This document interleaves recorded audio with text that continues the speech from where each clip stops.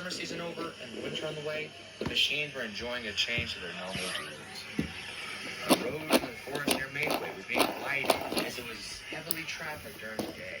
Pack was working at night to prevent causing traffic. When the workmen went on break, Kelly decided to keep the machines entertained with a story. Now which story would be best? How about a spooky story? Halloween's only a week away. I hope it's not too scary. Rubbish. Yeah, it's just a story, Scaredy Bucket. Shh. Okay, I think I have a story. It's called The Tale of the One-Eyed Lorry. And everyone listened as Kelly began his story. The year was 1910, and many construction companies were starting to modernize their fleets with new and improved petrol-powered vehicles. When it came to starting work earlier, petrol was preferred. Many of the older steam vehicles regarded these newcomers with immense scrutiny, but none more than Red, an old steam lorry. These new machines are out to bury us alive, He'd say. Stay on your guard and make sure they know who's really going away. Now it should go without saying that Red was so accurately named. His temper was just as fiery as the color. Even as he grew older and his paint faded, rust started to form, no one dared to call him Rusty Red, as they feared what would happen. The old lorry prided himself on his headlamps. Two beautifully decorated lamps mounted to his front that burned oil and gave him a fiery gaze that burned through the worst of weather conditions, day or night. This is an honest light. It burns as I do. Any one of those petrol-powered plague rats touch him, I'll destroy him with my own wheels. I'm sorry to say, that day came one foggy evening. The new petrol loader had been purchased and possessed no headlights of his own. His operator, knowing they would be working at night, looked around for a lamp to borrow, and he found one. Eventually, Red stirred from his nap as one of the new dump trucks rumbled off to work. Found this refuse. This one's going to heck, I tell you. If I... Red paused as he realized something was wrong with his vision. He could see out of his right side, but to his left, it was all black. He tried to open that eye, but nothing happened. It was then he realized why he couldn't. My headlamp. Someone stole it. The angry shouting woke a steamroller, who had just started to settle down for a rest. That new loader's borrowed it. That thief stole my headlight. Where is he? He's gone to work. He'll be back later and... But before the steamroller could finish, soot and sparks flew out of his funnel as it tore down the road. The loader was working and filling an old ditch in the side of the road. It was getting late, and the mist was rolling in. Time to head out. Said his operator. But before the loader could turn to leave, he saw something in the distance. A bright, glowing white number. Right out of his feet. Then, out of the fog came Red, the one-eyed truck. A furious grin twisted his face into something unrecognizable. How did you escape from me? The loader turned and ran. The one-eyed truck chased him into the darkest part of it. Then what happened? Kelly continued. Luckily, the loader got away. But Red never came back. Police and volunteers searched the forest, but no trace of the furious steam loader could be found. Legend says his spirit still roams these woods. His single eye catching a beam of light that moves through these trees where no vehicle can go, and his whistle piercing the cold forest air as he searches for his stolen headlight. Maybe he wants yours. Silence fell before Oliver broke it. That was a great story, Kelly. I hope the one-eyed lorry doesn't take my headlamp. Me too. Rubbish. Well, break's over.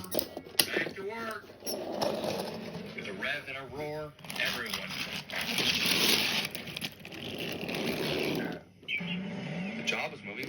smoothly. We're jacking out with both arms. Kelly's story was still on their minds. Max and Monty noticed the light. The two boastful dump trucks were in the mood for mischief. They raced out of the fog, revving their engines and blaring.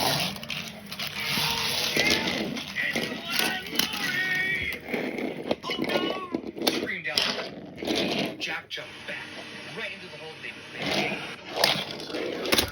The operators were crossed, and Max and Monty couldn't help but laugh. Scaredy! Stop it, you two. Pick on someone your own size. Max and Monty. Later, the twins had calmed down. The foreman spoke to them. The nearby sorrel dump is full, so you two will need to go to the second one further in the forest. But be careful. Yes, sir. The two said, and they drove off. As they drove, the two dump trucks noticed how quiet it was getting. The sound of the other machines faded into the distance. The only sounds they could hear was the sound of their own. As they crossed the north ridge, the moon dipped behind a cloud, plunging the forest into near pitch black. Hey, Max, it seems a bit dark out here, huh? Yeah, bit. The further they went, the less brave they felt. The forest seemed to swallow the light from their headlights. Strange and scary shapes slipped in and out of the shadows. Did you just hit it? Yeah, it's just probably one of Fat Hats' no way, nowhere railway engines. Remember, there's a ton of them, right? There's a dump. Come on, just hurry up. Dump our loads and let's just get back in one piece, eh? Yeah, good idea. As they began to dump their loads, the two thought they could hear something over the sound of their engines.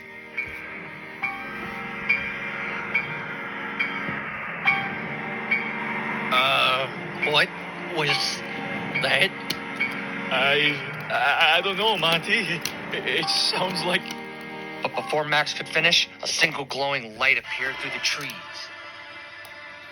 I want my headlight back! It's the one on Lori! Run for it! They raced away as fast as the wheels could carry, and then they could hear the chuckle of steam engine.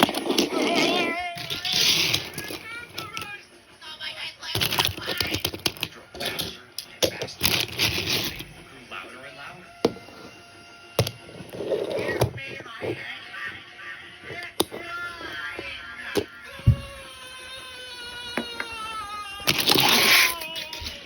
Soon the bridge appeared through the mist.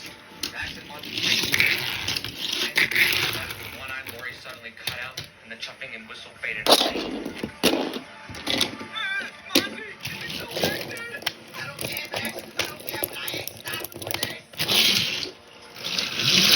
Trucks didn't stop until they raced into the woods. Who's back there? It's not real. Yeah, stop trying to scare us. Wait. You saw it. He wanted to take our headlights. He almost caught us. We're not going back there. Not ever again. No way. Everyone stared. It was unlike Max or Monty, which to not work. This had to be serious. With the two dump trucks and their crew on strike, the foreman closed the site for the evening. Everyone was packed up and taken home. Sport.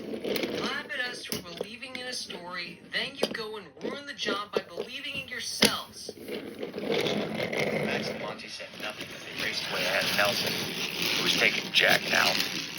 Kelly watched them go. He didn't want to say, but he was feeling dreadfully nervous. He knew this wasn't Max and Monty's usual stunts. This was real. The next morning, he caught Jenny heading out of the office towards Max and Monty's garage. Excuse me, Miss Jenny? But I think I can explain what happened. I'm listening. As she listened, the more she frowned. And so, Miss Jenny, I think... I understand, Kelly. It's just... that's the last memory of my father. I know, Miss Jenny. But it's clear that Red is still out there. He won't rest till he gets his headlamp. If he still is there, there is only way I can think to get rid of him before he actually hurts someone. I suspect last night the two disturbed his rest. This is the only way to put an end to him. Miss Jenny nodded slowly, and she continued to the garage to brief the machines. After that, she returned to her office. She wasn't there long before she left it, carrying a bundle under her arm. The car came to a stop near the second soil dump in the forest. Miss Jenny stepped out, bundle in arm. She walked to the pile of soil and stood atop it. She listened to the sounds of the forest. All she could hear was rustling of the wind and the crinkling of the trees. She listened for a sound that shouldn't be there before she removed the blanket from the item she was carrying. Red, my father only ever intended to borrow your lamp. He would have returned it polished and full of oil, but you never came back. Now I want you to take your lamp back and leave this forest. I've kept it safe and well polished all these years. She waited for a moment before leaving the dirt pile back for her Land Rover. As she climbed inside, she turned to look at the headlamp one last time. If you are still here, I hope this brings peace to your spirit. And she left. The road work through the forest was completed a week later, during which there were no sightings of the one-eyed lorry. Kelly assured the spirit is now fully laid to rest. But stories of lights in the forest continue to be told to this day. I wonder who was right. Don't you?